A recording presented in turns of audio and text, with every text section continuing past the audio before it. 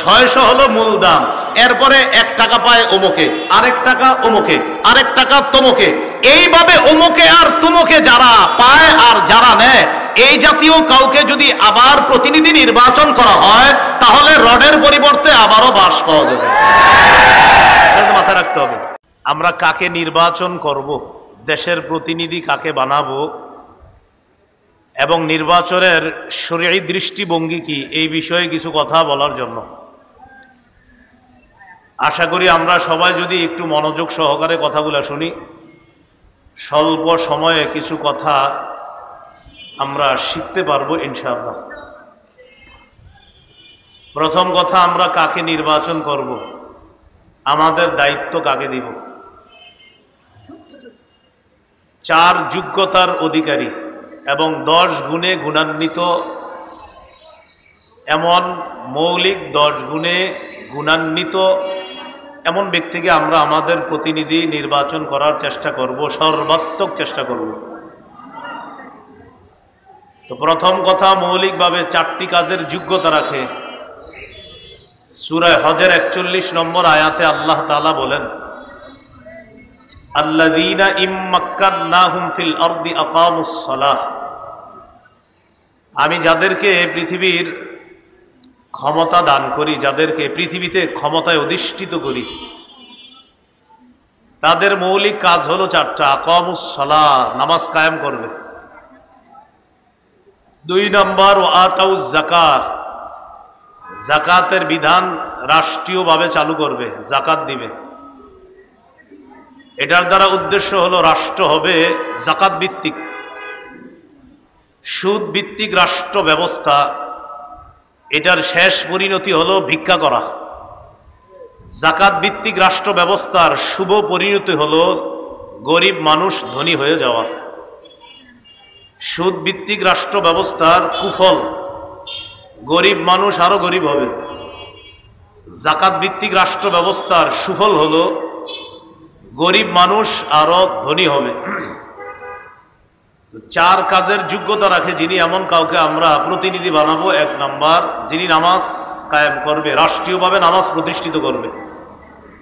2 নম্বর, যারা যাকাত দিবে। 3 নম্বর, ওয়া আমারু বিল মারুফ, যারা সৎ কাজের আদেশ করবে। 4 নম্বর, ওয়া নাহাউ আনিল মুনকার, অসৎ কাজ থেকে নিষেধ করবে।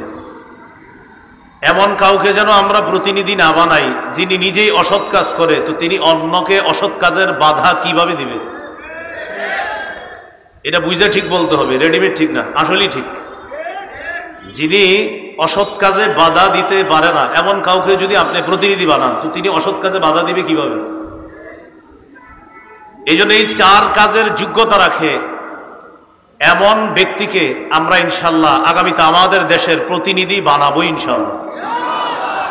এটা আমাদের জন্য আমানত। 10টি মৌলিক গুণের অধিকারী হতে হবে যিনি আমাদের দায়িত্বশীল হবেন। 1 নম্বর, তিনি আল্লাহমুখী হবে, পরকালমুখী হবে। ক্ষমতা যত বেশি হবে তিনি তত বেশি আল্লাহমুখী হবে। যত বেশি ক্ষমতা তার কাছে আসবে তিনি তত বেশি সালাত আদায় করবে, তত বেশি ইবাদত বাড়িয়ে দিবে, তত বেশি জনগণের কাছাকাছি যাবে এবং তত বেশি তিনি ইসলামের জন্য কাজ করবে। আর আল্লাহমুখী হবে তত বেশি, যাকে আল্লাহ যত বেশি ক্ষমতা দান করবে। কিন্তু আপনি দেখেন বিভিন্ন দেশের বাস্তবতা হলো এই,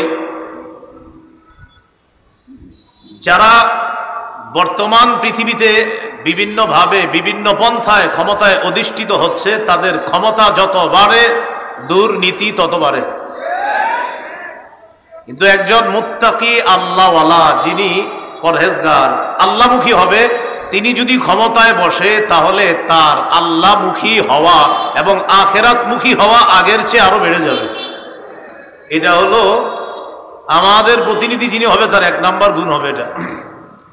সুলাইমান আলাইহিস সালাতু ওয়াস সালামকে আল্লাহ তাআলা এত বড় রাজত্ব দান করছেন। সূরা আম্বিয়ার 81 নম্বর আয়াতে আল্লাহ বলেন, ওয়ালি সুলাইমান আর-রিহা আসিফাতান তাজরি বিআমরিহি ইলাল আরদিল্লাতী বারাকনা ফিহা। আমি সুলাইমানের জন্য ঝোড়ো হাওয়াকে বশীভূত করে দিলাম, বাতাসকে তার অনুগামী করে দিলাম। সুলাইমান আলাইহিসসালাতু ওয়াস সালাম বাতাসের উপর এমন ভাবে তার ক্ষমতা আল্লাহ প্রতিষ্ঠিত করেছিলেন, সকালবেলা সিংহাসনের মধ্যে অধিষ্ঠিত হয়ে বাতাসকে হুকুম করতেন, অমুক এলাকায় আমার কাজ আছে, আমাকে নিয়ে যাও। মুহূর্তের মধ্যে বাতাস সিংহাসন 1 মাসের দূরত্বে পৌঁছায় দিত। এত ক্ষমতাধর একজন বাদশাহ হওয়া সত্ত্বেও সূরা সাদের 30 নম্বর আয়াতে সুলাইমান নবীর ব্যাপারে আল্লাহ বলেন, ওয়া ওয়াহাবনা লিদাউদা সুলাইমান নি'মাল আবদু ইন্নাহু আওয়াব। আমি দাউদ নবীকে সুলাইমান নামে একটা পুত্র দান করলাম, আর এই সুলাইমান কেমন? ইন্নাহু আওয়াব, তিনি খুব বেশি আল্লাহর দিকে ঝুঁকে পড়ে, খুব বেশি আল্লাহমুখী হয়। আল্লাহ বলছেন আওয়াব, তিনি বারবার আল্লাহমুখী হয়। ক্ষমতা সুলাইমান নবী যত পেয়েছেন তিনি তত বেশি আল্লাহমুখী হয়েছেন। সূরা নামলের 15 থেকে 19 নম্বর আয়াত, লম্বা হিস্ট্রি। সুলাইমান আলাইহিসসালাতু ওয়াস সালাম বহর নিয়ে রওনা করলেন, পিঁপড়ার এলাকায় গেলেন। যাওয়ার পর যখন তিনি পিঁপড়ার এলাকায় নামার পর তার সাথে বিশাল বাহিনী, তারাও সেখানে হাঁটবে। পিঁপড়ার রানী যে ছিল, ক্বালাত নামলাতু ইয়া আইয়ুহান নামলু দুখুলু মাসাকিনাকুম লা ইয়াহতিমান্নাকুম সুলাইমানু ওয়া জুনুদুহু ওয়া হুম লা ইয়াশউরুন।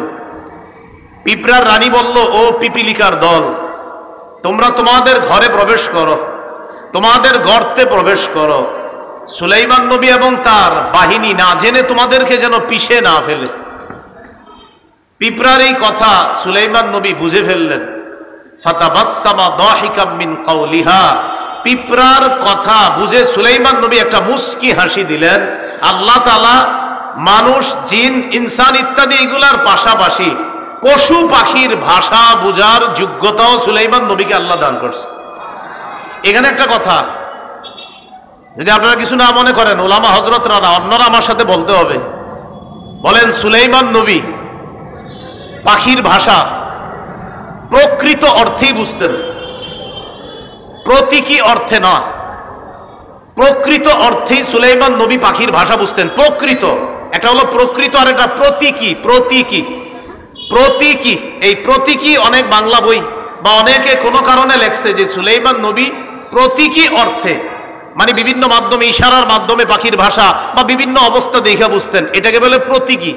কিন্তু বাস্তবতা হলো সুলাইমান নবী প্রকৃত অর্থে বাস্তবেই পাখির ভাষা বুঝতেন। আল্লাহ যোগ্যতা দান করছে, এই কথাটা মনে রাখা।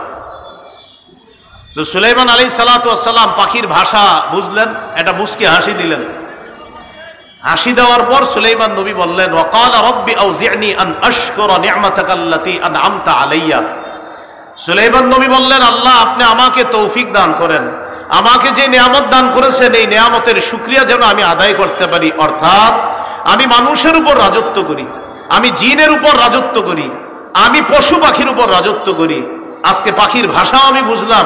আল্লাহ আপনি যে আমাকে এত ক্ষমতা দান করেছেন, এত নিয়ামত দান করেছেন, আমি যেন এই নিয়ামত পেয়ে অন্য কোনো আচরণ যেন আমার দ্বারা প্রকাশ না পায়। আল্লাহ আপনি যে আমাকে এত নিয়ামত দান করেছেন, আমাকে তৌফিক দেন, আমি যেন আরো বেশি আপনার শুকরিয়া আদায় করতে পারি। এখান থেকে কি বুঝলাম? আমাদের যারা দায়িত্বশীল হবে তাদের 1 নাম্বার গুণ হবে, তিনি যত বেশি ক্ষমতা পাবে তত বেশি আল্লাহমুখী হবে। 2 নাম্বার, আমরা যাকে নির্বাচিত করব তিনি ইনসাফ প্রতিষ্ঠিত করবে এমন মানুষকে নির্বাচিত করতে হবে। এমন মানুষকে আমরা আমাদের জন্য নির্বাচন করতে হবে যিনি ইনসাফ প্রতিষ্ঠিত করবে। সূরা সাদের 26 নম্বর আয়াতে আল্লাহ বলেন, ইয়া দাউদ ইন্না জাআলনাকা খলিফাতান ফিল আরদি ফাহকুম বাইনান নাসি বিল হক। হে দাউদ, আমি আপনাকে দুনিয়াতে প্রতিনিধি বানাইলাম। ফাহকুম বাইনান নাসি বিল হক, মানুষের মাঝে ইনসাফের সাথে আপনি বিচার করেন। দাউদ নবী ফিলিস্তিনের সর্বপ্রথম, বনি ইসরাইলের মধ্যে প্রথম ব্যক্তি দাউদ নবী, যিনি ফিলিস্তিনে প্রায় 73% অঞ্চল আল্লাহ তাআলা দাউদ নবীর শাসন ব্যবস্থায় পুরা ফিলিস্তিনের প্রায় 73% অঞ্চল দাউদ নবীর অধীনে আল্লাহ দিয়ে দিয়েছিলেন। মনে রাখা ভালো, ইহুদিরা ফিলিস্তিন শাসন করেছে প্রায় 438 বছর। এই 438 বছরের মধ্যে ইমানি শাসন হলো 80 বছর। ইমানি শাসন মাত্র 80 বছর। এই 80 বছরের মধ্যে 40 বছর হলেন দাউদ নবী শাসক, আর 40 বছর সুলাইমান নবী। অর্থাৎ বাবা দাউদ নবী 40 বছর শাসক ছিলেন ফিলিস্তিনের, আর সুলাইমান নবী ছিলেন 40। এই 40 দুগুণে 80। মনে রাখবো, আমরা বনি ইসরাইল জাতি ফিলিস্তিন শাসন করছে প্রায় 438। এর মধ্যে ইমানি শাসন ছিল মাত্র 80 বছর। এই 80 বছর হলো দাউদ নবীর 40 বছর আর সুলাইমান নবীর 40 বছর। দোনো নবীর ব্যাপারে আল্লাহ সূরা নাবলের 15 নম্বর আয়াতে বলেন, ওয়াকাল আলহামদুলিল্লাহিল্লাযী ফাদ্দালানা আলা কাসীরিম মিন ইবাদিহিল মুমিনিন। বাবা এবং সন্তান বলেছে সমস্ত প্রশংসা আল্লাহর, যে আল্লাহ আমাদেরকে পৃথিবীতে তার অনেক মুমিন বান্দাদের উপর শ্রেষ্ঠত্ব দান করেছেন। দাউদ নবী ক্ষমতা পেয়ে প্রশংসা করল কার? সুলাইমান নবী ক্ষমতা পেয়ে প্রশংসা করল কার? তো দাউদ নবীকে আল্লাহ বলছেন, দাউদ ফাহকুম বাইনান নাসি বিল হক, আপনি মানুষের মাঝে ইনসাফের সাথে ফয়সালা করবেন, বিচার করবেন। এটা হলো আমাদের যিনি প্রতিনিধি হবে তার 2 নম্বর গুণ হবে এটা। সহিহ বুখারীর বর্ণনা 6788 নম্বর হাদিস। এই হাদিস লিখে রাখার মতো, মনে রাখার মতো, গর্ব করে সারা পৃথিবীতে বলার মতো। মক্কার আরবের একটা গোত্র আছে না, মাকজুমি গোত্র। এই গোত্রের এক নারী চুরি করছে, নাম হলো ফাতেমা। আমাদের নবীর কন্যার নাম কি? ফাতেমা। আর মক্কার এক সম্ভ্রান্ত বংশের এক নারী চুরি করছে, তার নামও কি? ফাতেমা। এই বিষয়টা কুরাইশদের বড় বড় নেতাদেরকে ভাবায়া তুলল। চুরির বিচার হলো হাত কাটা। এখন তো এই সম্ভ্রান্ত বংশীয় নারী ফাতেমার হাত কাটা হবে। নবীর কাছে বলে দেখি একটু বিচারটা শিথিল করা যায় কিনা। নাউজুবিল্লাহ পড়েন। বড় বড় সাহাবীদেরকে এই বিষয়টা জানাইলো। জানানোর পর সাহাবায়ে কেরাম চিন্তা করলো নবীর কাছে এই ব্যাপারে কে কথা বলতে পারে। হাদিসের ভাষ্য হলো, মাইয়াশতারি আলাইহি ইল্লা উসামা ইবনে যায়েদ হিব্বু রাসূলিল্লাহ সাল্লাল্লাহু আলাইহি ওয়াসাল্লাম। আল্লাহ রাসূল তার নাতি উসামা ইবনে যায়েদ, মানে পালক পুত্র যায়েদ ইবনে হারেসার সন্তান উসামা, এই উসামাকে নবী খুব ভালোবাসতেন। হাদিসে আসছে হিব্বু রাসূলিল্লাহ, নবীর খুব আস্থাভাজন, ভালোবাসার মানুষ। তো সাহাবায়ে কেরাম বলল, এই ব্যাপারে নবীর সাথে আমরা কেউ দুঃসাহস দেখাইতে পারবো না কথা বলার জন্য। উসামা পারে নবীর কাছে গিয়ে কথা বলতে, কারণ নবী উসামাকে খুব ভালোবাসে। উসামা ইবনে যায়েদ রাদিয়াল্লাহু তাআলা নবীজির কাছে গেলেন। যাওয়ার পর বললেন, এমন এমন ঘটনা, ফাতেমা নামে এক সম্ভ্রান্ত বংশীয় নারী চুরি করছে, এখন তার বিচারটাকে একটু শিথিল করা যায় না? নবীজি বুঝতে পারছে যে বড় বড় বয়স্করা আমার কাছে আসার সাহস না পেয়ে এই ছোট্ট উসামাকে আমার কাছে পাঠাইছে। নবীজি বাহিরে আসলেন। আসার পর একটা ভাষণ দিয়ে বললেন, শোনো, ওই রবের কসম যার হাতে আমার জান, আল্লাহর কসম, লাউ আন্না ফাতিমাতা বিনতা মুহাম্মাদিন সারাকাত লাকাতা মুহাম্মাদুন ইয়াদাহা। আল্লাহর কসম, আমি নবী মুহাম্মদের কন্যা ফাতেমা যদি আজকে চুরি করত, ওই বংশীয় নারী ফাতেমা চুরি না করে আমি নবী মুহাম্মদ, আমার মেয়ে ফাতেমা যদি চুরি করত, তাহলে আমি নবী মুহাম্মদ আমার কন্যা ফাতেমার হাত কেটে দিতে আমি মোটেই দস্তবোধ করতাম না। আল্লাহর বিধান আমার কন্যার উপরে আমি প্রয়োগ করতাম। এটা হলো মুসলিম শাসকের 2 নম্বর বৈশিষ্ট্য হবে, তিনি ইনসাফ প্রতিষ্ঠিত করবে। এখন ইনসাফ প্রতিষ্ঠিত করার সময় আপনি যখন ইনসাফ প্রতিষ্ঠিত করবেন, যেই মাত্র বিচারটা করবেন তখনই দেখলেন সে তো আমার আত্মীয় লাগে, আর বিচার আপনি শিথিল করে ফেললেন, এটা ইসলাম শিক্ষা দেয় না। এই জন্য ইসলামী শাসন ব্যবস্থায় যিনি মুসলিম শাসক মুসলমানদের প্রতিনিধিত্ব করবেন, তার 2 নম্বর গুণ হবে তিনি ইনসাফ প্রতিষ্ঠিত করবে সমাজে। এই জন্য আমরা এমন কাউকেই জনপ্রতিনিধি নির্বাচিত করব যার সিনায় কোরআন আছে, যার সিনায় হাদিস আছে, যিনি কোরআন হাদিস অনুযায়ী আমাদের মাঝে ইনসাফ ভিত্তিক একটা রাষ্ট্র ব্যবস্থা আমাদেরকে উপহার দিতে পারবে। মনে থাকবে তো সবার ইনশাআল্লাহ? 3 নম্বর, অন্যায়ের পথ পরিহার করে ন্যায়ের পথ চলা। অন্যায়ের পথ পরিহার করে ন্যায়ের পথে চলা। আরেকটু সুন্দর বাংলা আছে, ফাসাদের পথ পরিহার করে সংশোধনের পথে চলা। ফাসাদের আরবি হলো ইফসাদ, মানে ফাসাদ সৃষ্টি করা, আর সংশোধন করার আরবি হলো ইসলাহ। যিনি আমাদের প্রতিনিধি হবে তার 3 নম্বর বৈশিষ্ট্য হবে তিনি ইফসাদের পথ পরিহার করে ইসলাহের পথে চলবে। সূরা আরাফের 142 নম্বর আয়াত। মুসা আলাইহিস সালাতু ওয়াস সালামকে আল্লাহ ডাকলেন তাওরাত কিতাব দেওয়ার জন্য। মুসা নবী যখন তাওরাত কিতাব আনতে গেলেন, তার ভাই হারুন নবীকে তিনি তার প্রতিনিধি বানিয়ে গেলেন। ওয়াকালা মুসা লিআখিহি হারুন আখলুফনি ফি কওমি ওয়া আসলিহ ওয়া লা তাত্তাবি' সাবিলাল মুফসিদিন।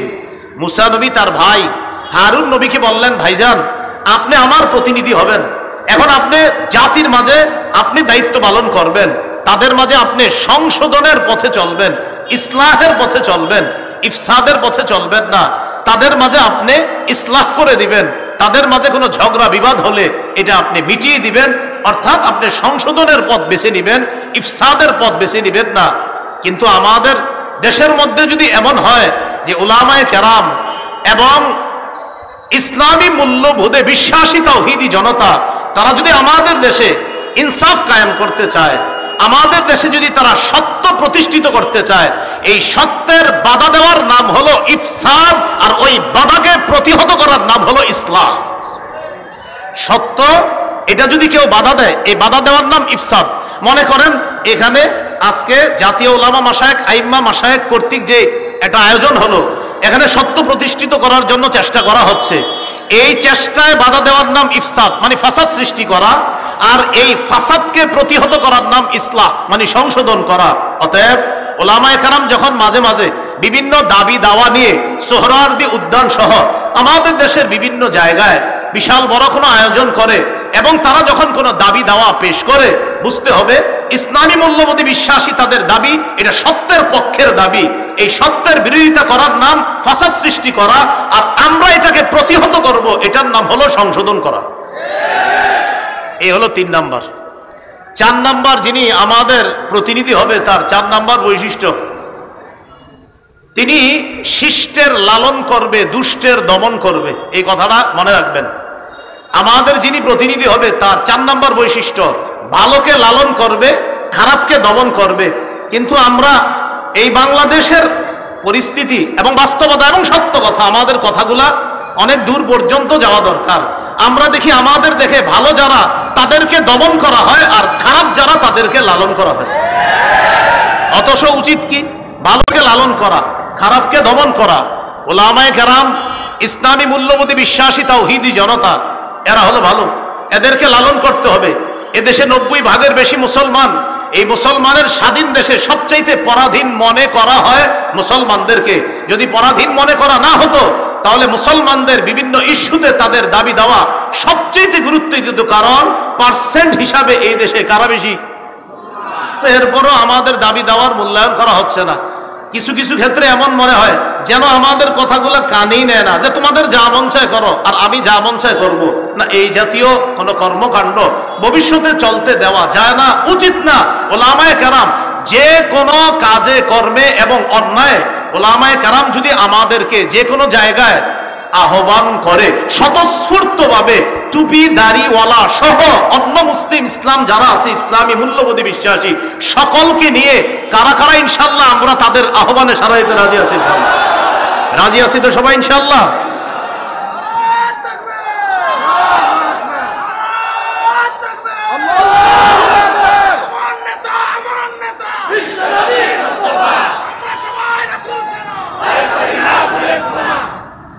চার নাম্বার বৈশিষ্ট্য শিষ্টের লালন, দুষ্টের দমন। আয়াতগুলা বলছি না, আমি শুধু নাম্বারটা বলে দেই। সূরা কাহফ 83 থেকে 91 নম্বর আয়াত পর্যন্ত যুলকরনাইন বাদশার একটা ঐতিহাসিক সফর সম্পর্কে আল্লাহ আলোচনা করেছে। সেটা হলো পৃথিবীর একদম পশ্চিম প্রান্তে তিনি একটা সফর করছে, যেখানে সূর্য অস্ত যায়। সেখানে গিয়ে দেখলেন এক জাতি, এই জাতি আল্লাহ বিশ্বাস করে না, তারা জুলুম করে। আল্লাহ তাদের ব্যাপারে যুলকরনাইন বাদশাকে বললেন, তাদের উপরও আপনার ক্ষমতা আমি প্রতিষ্ঠিত করলাম, এখন তাদের ব্যাপারে আপনাকে 2টা অপশন দিলাম, ইম্মা আন তাত্তাখিযা ফীহিম হুসনা, ইম্মা আন তুআযযিবা ওয়া ইম্মা আন তাত্তাখিযা ফীহিম হুসনা। হয়তো তাদেরকে শাস্তি দিবেন, না হয় তাদের ব্যাপারে আপনি ভালো কোনো পন্থা অবলম্বন করবেন। যুলকরনাইন জবাব দিলেন, আল্লাহ আমি তাদের ব্যাপারে 2টার যে কোনো একটা গ্রহণ করব। আম্মা মান যালামা ফাসাউফা নুআযযিবহু, যারা জুলুম করবে আমি দাওয়াত দেওয়ার পরেও আমি তাদেরকে শাস্তি দিব। ওয়া আম্মা মান আমানা ওয়া আমিলা সালিহা ফালাহু জাযাআনিল হুসনা, আর যারা ভালো করবে তাদের জন্য উত্তম প্রতিদান রয়েছে। দেখেন বিষয়টা, যুলকারনাইন বললেন আল্লাহ তাদের ব্যাপারে আমার দুইটা ফয়সালা, যারা জালেম হবে তাদেরকে আমি দমন করব, আর যারা আমার কথা শুনে ভালো করবে তাদেরকে আমি লালন করব, তাদের সাথে উত্তম ব্যবহার করব। তাহলে 4 নাম্বার শিখলাম, আমাদের প্রতিনিধি যিনি হবেন তিনি শিষ্টের লালন, ভালোকে লালন করবে, দুষ্টকে দমন করবে। মুসলিম শাসক বা আমাদের প্রতিনিধি যিনি হবেন তার 5 নম্বর বৈশিষ্ট্য, আমরা যাকে বানাবো তিনি কি হবে? জনগণের জন্য অকাতরে বিলিয়ে দেওয়ার যোগ্যতা থাকবে। বলেন তো কি থাকবে? জনগণের জন্য অকাতরে বিলিয়ে দিতে হবে, এটা 5 নম্বর বৈশিষ্ট্য। যুলকারনাইন বাদশা সম্পর্কে আল্লাহ তাআলা বলেছেন সূরা কাহফের 91 থেকে 93 থেকে 97 নম্বর আয়াত পর্যন্ত আল্লাহ বলেছেন যুলকারনাইন বাদশার আরেকটা সফর সম্পর্কে আল্লাহ তাআলা আলোচনা করেছেন। সেই সফরটা হলো উনি পৃথিবীর উত্তর দিকে সফর করেছেন। এটা কিন্তু আল্লাহ কোরআনে বলে নাই উত্তর, আল্লাহ দিকের কথা বলছে দুইটা, একটা সফর পূর্ব দিকে আর একটা পশ্চিম দিকে, এই দুইটা বলছে। আরেকটা সফরের কথা বলছে আল্লাহ, কিন্তু সফরটা কোন দিকে করছে এটা বলে নাই। তবে মুফাসসিরিনে কেরাম গবেষণা করে বলেন যুলকারনাইনের আরেকটা সফর হয়েছে উত্তর দিকে, রাশিয়ার দিকে, এটা মুফাসসিরিনে কেরামের অভিমত। সেখানে গেলেন, যাওয়ার পর দেখে এক জাতি যারা যুলকারনাইন বাদশার কথা বুঝে না, লা ইয়াকাদুনা ইয়াফকাহুনা কাওলা, ভাষা বুঝে না। তো যুলকারনাইন বাদশা তাদের সাথে কথা বলার জন্য দুভাষী নিযুক্ত করলেন, অথবা তাদের সাথে ইশারায় কথা বললেন। তারা যুলকারনাইনকে বলল, বাদশা আপনার কাছে আমাদের একটা দাবি আছে। কি দাবি? এই পাহাড়ের পিছনে 2টা জাতি আছে, একটা ইয়াজুজ আর একটা মাজুজ। এরা রাতের বেলা আমাদের বাড়িতে এসে লুটতরাজ করে, ডাকাতি করে, আমাদের ধন সম্পদ ছিনিয়ে নেয়। আপনি যদি এই 2 পাহাড়ের মাঝখানে ফাঁকা জায়গাটা বন্ধ করে দেন, তাহলে তাদের এই দুর্নীতি থেকে, তাদের এই লুটতরাজ থেকে আমরা বেঁচে যাব। এই কথা বলার পর জাতি বলল, ও বাদশা প্রয়োজনে যদি কিছু টাকা পয়সা লাগে টাকা পয়সা আমরা দিব। কারা বলল? জাতি বলল বাদশাকে। বাদশা যুলকারনাইন বললেন, আমার টাকা পয়সা লাগবে না, আল্লাহ আমাকে যা দিয়েছে মা মাক্কান্নি ফিহি খায়র, আল্লাহ আমাকে যে ক্ষমতা দিয়েছে এটা অনেক উত্তম। আইনুনি বিকুওয়া, তোমরা আমাকে একটু সহযোগিতা করবা, এই দেয়াল দেওয়ার জন্য, প্রাচীর নির্মাণ করার জন্য তোমরা আমাকে একটু সহযোগিতা করবা, আর যা যা লাগবে এগুলা সব আমি নিজস্ব অর্থায়নে সব কিছু আমি এনে দিব, তোমরা শুধু একটু বহন করে নিয়ে আসবা। বাদশা যুলকারনাইন 2 পাহাড়ের মাঝখানে একটা প্রাচীর দিয়ে দিলেন। তো জনগণের জন্য অকাতরে বিলিয়ে দেওয়া, এটা মুসলিম শাসকের 5 নম্বর বৈশিষ্ট্য হবে। বিষয়টি যেন এমন না হয় কথার কথা, আপনি লাইনের গ্যাস বন্ধ করে দিলেন, একটা কথার কথা, আমাদের দেশ গ্যাসের গনি না, এখন আপনি লাইনের গ্যাস বন্ধ করে দিয়ে বোতলের গ্যাস চালু করলেন, চালু করার পরে এটার দাম নির্ধারণ করলেন 600 টাকা, কিন্তু বাজারে আসলো 1400-1500 টাকা। এমনি বলতেছি কথার কথা। তো ভাই 1500 কিভাবে হলো?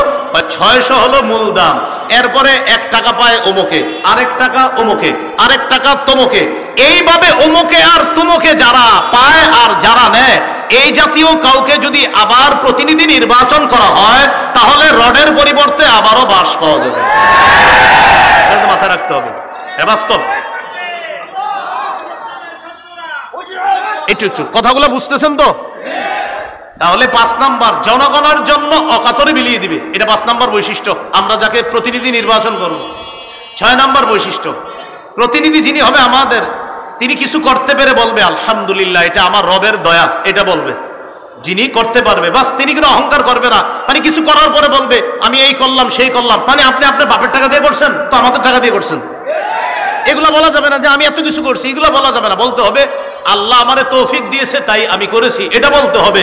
যদি কেউ কিছু করার পর বলে আমি এটা করেছি সেটা করেছি, এই কথাগুলা অহংকার প্রদর্শন প্রকাশ পাবে। আর অহংকার যখন প্রকাশ পাবে তখন পতন এমন ভাবে হবে, যার পতন হবে তিনি নিজেও বুঝবে না কিভাবে পতন হয়ে যাবে। খুব সাবধান, আল্লাহ আমাদেরকে হেফাজত করেন। তো 6 নাম্বার, প্রতিনিধি কিছু করতে পেরে তিনি কার শুকরিয়া আদায় করবেন? আল্লাহ, যে আল্লাহ দিস। সূরা কাহফের 98 নম্বর আয়াতে আছে, যুলকারনাইন ওই দেয়াল করে দেওয়ার পর বলছে হাদা রাহমাতুম মির রব্বি, এটা আমার রবের অনুগ্রহ, দয়া, আমার রব দয়া করছে তাই তোমাদের জন্য কিছু করতে পারছে। আমরা যাকে প্রতিনিধি নির্বাচন করব তার 7 নাম্বার বৈশিষ্ট্য, তিনি রক্ষণাবেক্ষণ এবং অর্থনীতিতে পারদর্শী হতে হবে। রক্ষণাবেক্ষণ এবং অর্থনীতি। আমাদের উপর একটা অভিযোগ উঠেছিল যে ওলামায়ে কেরাম কি অর্থনীতি বুঝে, এরকম। মাওলানা হওয়ার 2 বছর আগে আমাদের কওমি মাদ্রাসার ছাত্ররা অর্থনীতির ব্যাপারে পোকা হয়ে যায়, অর্থনীতি শুধু বুঝে না। মাওলানা হওয়ারও 2 বছর আগে আমাদের কওমি মাদ্রাসার ছাত্রদেরকে অর্থনীতি খাওয়ায়া দেওয়া হয়। এটা আমরা হ্যাঁ, আমরা একটা অর্থনীতি, সেটা হলো এটার বিরোধিতা করি, এই জন্য মনে করে আমরা বুঝি না। সেটা কি? সুদ ভিত্তিক অর্থনীতির বিরোধিতা আমরা করি। এই জন্য যারা সুদ ভিত্তিক অর্থ ব্যবস্থা চায় তারাই বলে যে ওলামায়ে কেরাম অর্থনীতি বুঝে না। কারণ ওলামায়ে কেরাম যাকাত ভিত্তিক অর্থনীতি বুঝে, আর সুদ ভিত্তিক অর্থনীতি এটা জাহান্নামী। এটা বলার কারণে একদল মানুষ আমাদেরকে অভিযুক্ত করে যে আলেমরা অর্থনীতি বুঝে না। আসলে বিষয়টা এমন না, আলেমরা অর্থনীতি শুধু বুঝে না, ওলামায়ে কেরাম অর্থনীতি পড়ানোর যোগ্যতা রাখে। কথাটা 7 নাম্বার, রক্ষণাবেক্ষণ এবং অর্থনীতিতে পারদর্শী। ইউসুফ আলাইহিস সালাতু ওয়াস সালামের ব্যাপারে আছে সূরা ইউসুফের 55 নম্বর আয়াত। ইউসুফ নবী যখন দেখলেন যে এই দেশে যদি খাদ্য ভাণ্ডারের দায়িত্ব আমি না নেই তাহলে জালেমরা খাবার শেষ করে ফেলবে, ইউসুফ নবী নিজেই দায়িত্ব চেয়ে নিলেন। ইজআলনি আলা খাজাইনিল আরদ, আমাকে খাদ্য ভাণ্ডারের দায়িত্ব দেন। ইউসুফ নবী বললেন, এখান থেকে একটা বিষয় বুঝে আসে, বুখারীতে আছে লা তাসআলিল ইমারা, দায়িত্ব চেয়ে নিও না। আর কোরআনে দেখলাম আমরা ইউসুফ নবী বলতেছে আমাকে দায়িত্ব দেন, বুখারীতে আছে দায়িত্ব চেয়ে নিও না। আর সূরা ইউসুফের মধ্যে ইউসুফ নবী দায়িত্ব চেয়ে নিচ্ছে। এটার উত্তর হলো, যখন যোগ্য ব্যক্তি দায়িত্বে থাকবে তখন আমার আপনার দায়িত্ব চেয়ে নেওয়া দরকার নাই। আর অযোগ্য ব্যক্তিতে যখন দেশের দায়িত্বের জায়গাগুলো ভরপুর হয়ে যাবে, যোগ্য ব্যক্তিরা তখন ওই দায়িত্ব চেয়ে নিবে, যেভাবে হোক সঠিক পন্থায় ওই দায়িত্ব চেয়ে নিয়ে সেখানে যোগ্য ব্যক্তিরা বসতে হবে। বুঝে আসছে তো? বুখারীতে আসছে দায়িত্ব চেয়েও না মানে যোগ্যরা থাকলে তোমার চাওয়া দরকার নাই। আর সূরা ইউসুফে কি আসছে? অযোগ্যরা যখন দায়িত্বে থাকবে তখন যোগ্যরা দায়িত্ব চেয়ে নিতে হবে। 8 নাম্বার, আমাদের প্রতিনিধি যিনি হবেন তিনি ঘুষ গ্রহণ করবে না। এটা 2 বার জোরে বলেন, জোরে বলেন সবাই। কি 2 বার কি গ্রহণ করবে না? আবার বলেন, কি গ্রহণ করবে না? এটা এরকম লোক আমরা প্রতিনিধি বানাতে হবে। সূরা নামলের 35-36 নম্বর আয়াত। রানী বিলকিস সুলাইমান নবীর কাছে হাদিয়া পাঠাইছে। হাদিয়া কেন পাঠাইছে? তাফসীরের কিতাবে আসছে। রানীর উদ্দেশ্য হলো, সুলাইমান নবী যদি হাদিয়া পাওয়ার পর চিন্তা করে এত কিছু দিল, যাক এই মহিলারা আর কিছু বলবো না। তো রানীর উদ্দেশ্য হলো সুলাইমান নবী তার রাজত্ব নিয়ে থাকবে আর আমি আমার রাজত্বে আমি রানীগিরি করব। এই জন্য হাদিয়া পাঠাইছে। সূরা নামলের 35-36 নম্বর আয়াতে আছে। তো রানীর ওই কথাগুলো সেখানে আছে, দেখবেন খুব সুন্দরভাবে। ইন্নী মুরসিলাতুন ইলাইহিম বিহাদিয়্যা ফানাযিরাতুন বিমা ইয়ারজিউল মুরসালুন, আমি তার কাছে উপঢৌকন পাঠাবো, দেখি হাদিয়া পাঠানোর পর তার রিয়াকশনটা কি হয় দেখবো। তো রানীর উদ্দেশ্য হলো যদি হাদিয়া গ্রহণ করে তাহলে বুঝবো যাক উনি ওনার রাজত্ব নিয়ে থাকবে, আমি আমারটা। আসলে রানীর উদ্দেশ্য সেটা হাদিয়া ছিল না, হাদিয়ার নামে ঘোষ পাঠানো ছিল। এই জন্য ঘোষ কাকে বলে? একটা হলো হাদিয়া, আর একটা ঘোষ। ঘোষ মানি ভাই ভালো আছেন আপনি? ঠিক আছেন তো ভাই? ঠিক আছেন তো মানে আপনি কিছু করেন না, আপনি আপনার জায়গায় থাকেন, আমার জায়গায় রাখেন, আমি এই এলাকাটা দেখভাল করবো আর আপনার এটারে হাদিয়া, এটা ঘোষ। এটা হলো ঘোষ, এটা ঘোষ, এটা হাদিয়া না, এটা উপহার না। দিয়ে বলে কি বাসায় কিছু নিয়ে যায়, কিছু খায়েন। বলে আমি কি করবো? আর না কিছু খায় না, আর আমার জিনিসটা একটু খেয়াল রাখেন। এই যে খেয়াল রাখেন বলাটা, তখন আর এটা হাদিয়া না, এটা ঘোষ হয়ে যায়। এলো 8 নাম্বার। 9 নাম্বার, আমরা যাকে প্রতিনিধি নির্বাচন করব তিনি আমানতদার হবে। কি হবে ভাই? আমানতদার হবে। সূরা নিসা 58 নম্বর আয়াতে আল্লাহ বলেন, ইন্নাল্লাহা ইয়া'মুরুকুম আন তুআদ্দুল আমানাতি ইলা আহলিহা, আল্লাহ তোমাদেরকে আদেশ করেন তোমরা আমানত যথাযথ জায়গায় পৌঁছে দাও। সহিহ বুখারীর বর্ণনা, রাসূলুল্লাহ সাল্লাল্লাহু আলাইহি সাল্লামকে প্রশ্ন করা হলো, হুজুর কিয়ামত কবে? নবীজি সাল্লাল্লাহু আলাইহি সাল্লাম বললেন, ইদা ফুসিদাল আমরু ইলা গায়রি আহলি ফান্তাজিরিস সাআ, যখন দায়িত্ব অযোগ্য ব্যক্তিকে দেওয়া হবে তখন কিয়ামতের অপেক্ষা করো। এটা একটা বর্ণনা। আরেক বর্ণনায় রাসূল সাল্লাল্লাহু আলাইহি সাল্লাম বললেন, ইদা তুইয়াতিল আমানা ফান্তাজিরিস সাআ, যখন আমানত গুটিয়ে দেওয়া হবে, আমানত উঠিয়ে দেওয়া হবে তখন কিয়ামতের অপেক্ষা করো। সাহাবায়ে কেরাম প্রশ্ন করলেন, কাইফা ইদাআতুহা ইয়া রাসূলুল্লাহ, হুজুর আমানত কিভাবে উঠিয়ে নেওয়া হবে? নবী বললেন, ইদা উসনিদাল আমরু, আরেক বর্ণনা ইদা উসসিদাল আমরু ইলা গায়রি আহলি, যখন অযোগ্য ব্যক্তিকে দায়িত্ব দেওয়া হবে, এই অযোগ্যকে দায়িত্ব দেওয়া মানে আমানত উঠিয়ে নেওয়া। এখানে একটা বাংলা মনে রাখবেন, যোগ্য ব্যক্তিকে যোগ্যতার আসনে বসানো এটা আমাদের জন্য আমানত, আর যোগ্য ব্যক্তি যোগ্যতার আসনে বসে আমাদের অধিকারগুলা সংরক্ষণ করা এটা ওই দায়িত্বশীল ব্যক্তির জন্য আমানত। আবার বলছি, যোগ্য ব্যক্তিকে যোগ্যতার আসনে বসানো এটা আমাদের জন্য আমানত, আর তিনি ওই আসনে বসে আমাদের অধিকারগুলা যথাযথভাবে আদায় করা এটা তার জন্য আমানত। সর্বশেষ যিনি আমাদের প্রতিনিধি হবে তার গুণ হবে তিনি কোরআন সুন্নাহ অনুযায়ী বিচার করবে। সূরা মাইদা 48, সূরা মাইদা 49, সূরা মাইদা 50 এই আয়াতগুলোর মধ্যে আছে ইন্না আনজালনা ইলাইকাল কিতাবা বিল হক, আমি আপনার কাছে কোরআন দিয়েছি, এই কোরআন এটা দিয়েছি, এটার মাধ্যমে আপনি বিচার করবেন, সঠিকভাবে বিচার করবেন। শেষের দিকে আছে আফা হুকমাল জাহিলিয়াতি ইয়াবগুন, তারা কি জাহিলি আইন চায়? আমান আহসানু মিনাল্লাহি হুকমাল, আল্লাহর চাইতে শ্রেষ্ঠ উত্তম বিচারক আর কে হতে পারে? এই জন্য আমরা যদি আমাদের বাংলাদেশে আল্লাহর আইন বাস্তবায়ন করতে চাই, আল্লাহর কসম সত্যি বলছি, আমাদের একজন যোগ্য, 4 কাজের যোগ্যতা রাখে, 10 গুণে মৌলিক গুণান্বিত এমন কোন ব্যক্তিকে আমাদের দেশের দায়িত্ব দিতে হবে। তাহলে ইনশাল্লাহ এদেশে সংসদ চলবে কোরআন অনুযায়ী, এদেশের বিভিন্ন পার্লামেন্ট চলবে কোরআন অনুযায়ী। আল্লাহর কসম আমরা স্বপ্ন দেখতেছি যে 90% মুসলমানের দেশ, এটা তো একটা স্বাভাবিক বিষয়। এদেশের সংসদ চলবে কোরআন অনুযায়ী, এদেশের বিচার ব্যবস্থা চলবে কোরআন অনুযায়ী। মানে এটা এমন কোনো কথা না যে হুজুর এটা কোনো কথা না, এটা তো সাধারণ কথা। 90% মুসলমানের দেশ, বলেন কি অনুযায়ী দেশ চলবে? সংসদ কি অনুযায়ী হবে? কোর্ট কি অনুযায়ী হবে? এটা তো একটা স্বাভাবিক বিষয়, মনে থাকবে তো ইনশাল্লাহ। এটা হলো আমার প্রথম বিষয়। আপনার বাইরে থেকে 2 মিনিট চেয়ে নিচ্ছি। দ্বিতীয় আরেকটা বিষয় দিছে আমারে যে নির্বাচনের শরীয়ী পদ্ধতি কি, আমি শুধু একটু বলছি। আমি জানি আপনারা এখানে অনেকে আছেন যে হযরত গণতন্ত্র, এই তো বিষয়টা। আচ্ছা একটু মন দিয়ে শোনেন 2 মিনিট। আচ্ছা গণতন্ত্র এই বিষয়টা কি? 1863-তে আপনার আব্রাহাম লিঙ্কনের সেই যে এক ধারা সে আবিষ্কার করলো যে democracy is the government of the people, by the people and for the people. গণতন্ত্র হলো এমন একটা শাসন ব্যবস্থা যেখানে জনগণের উপর, জনগণের মাধ্যমে জনগণের ক্ষমতা চলবে, অর্থাৎ যেই নিয়ম নীতিতে জনগণের শাসন চলবে, জনগণের আইন চলবে, এটাই গণতন্ত্র। সেখানে গণতন্ত্রের দেশের মালিক হবে জনগণ আর তারা আইন করবে। আর আমরা বলি রাষ্ট্র, এটার মালিক হলো আল্লাহ। অনেকের গেঞ্জির পিছনে লেখা আছে people are source of all power, জনগণ সকল ক্ষমতার উৎস। নাউজুবিল্লাহ, জোরে বলি। সকল ক্ষমতার উৎস কে? আল্লাহ। এটা প্রথম কথা। তাহলে গণতন্ত্র এটা তারা বললো, এটা হলো একটা বিষয়। আমাদের কথা হলো সূরা বানী ইসরাঈলের 111 নম্বর আয়াতে যে কথাটা একদম সূরা বানী ইসরাঈলের সর্বশেষ আয়াত, ওয়ালাম ইয়াকুল্লাহু শারীকুন ফিল মুলক, আল্লাহর রাজত্বে কোনো শরীক নাই। বলেন আল্লাহর রাজত্বে কি নাই? শরীক নাই। দেশের রাজত্ব কার? এই আল্লাহর রাজত্বে কোনো শরীক নাই। এটা ইসলামী আকীদা যে দেশের রাজত্ব হবে এটা আল্লাহর মালিকানা, এটা গণতন্ত্র, এটা মালিক হবে না। এটা আমাদের ইসলামী মূল্যবোধে বিশ্বাসীদের আকীদা।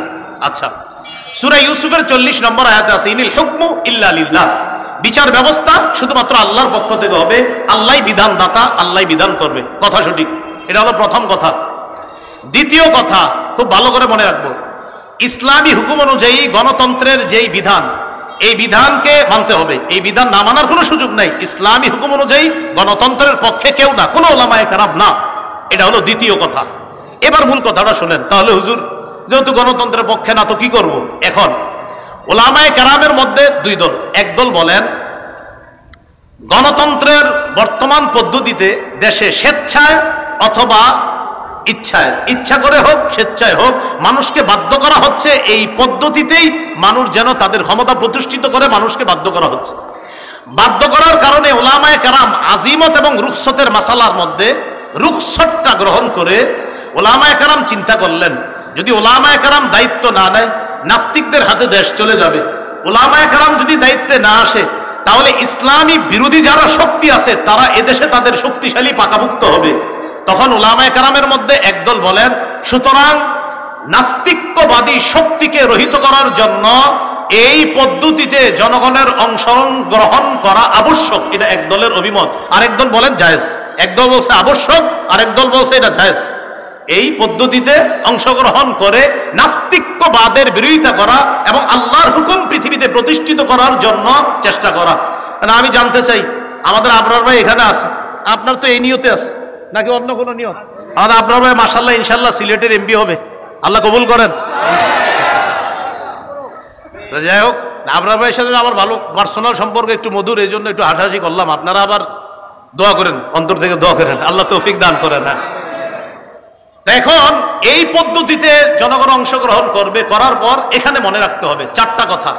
বলেন, সাক্ষ্য, সুপারিশ, প্রতিনিধি, আমানত। সাক্ষ্য, সুপারিশ, প্রতিনিধি নির্বাচন, উকিল নির্বাচন, আমানত, এই চারটা কথা। এবার বলেন, ভোট মানি হলো সাক্ষ্য দেওয়া, সুপারিশ করা, উকিল নিযুক্ত করা, আমানত রক্ষা করা। আপনি যে কারো পক্ষে আপনি একটা কথা বলতেছেন যে আমি অমুককে প্রতিনিধি বানাবো, এই প্রতিনিধি বানানোর অর্থ হলো এক নাম্বার আপনি তার পক্ষে সাক্ষী দিতেছেন, আপনি তার পক্ষে সাক্ষী দিতেছেন। এই সাক্ষী আপনি তার পক্ষে এটা যে দিতেছেন এটা বুঝে শুনে আপনি তার পক্ষে সাক্ষী দিতে হবে, এটা হলো এক নাম্বার কথা।